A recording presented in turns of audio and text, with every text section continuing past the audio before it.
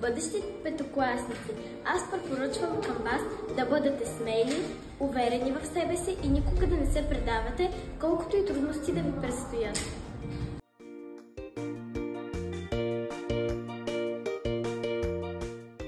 Скъпи петокласници, в нашето училище забавните моменти са безброй.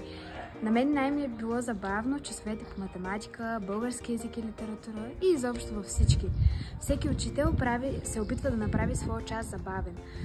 Затова часовете, когато са забавни, те минават много добре и много бързо.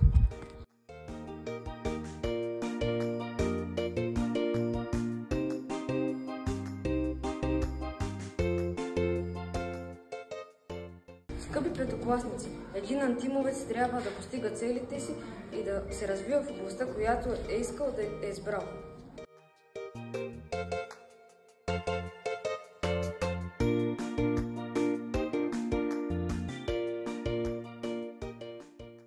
Скъпи петокласници, ако някога загубите мотивация, си мислете за хора, които са успели благодарение на ученето и не са се отказали и са постигнали целите си.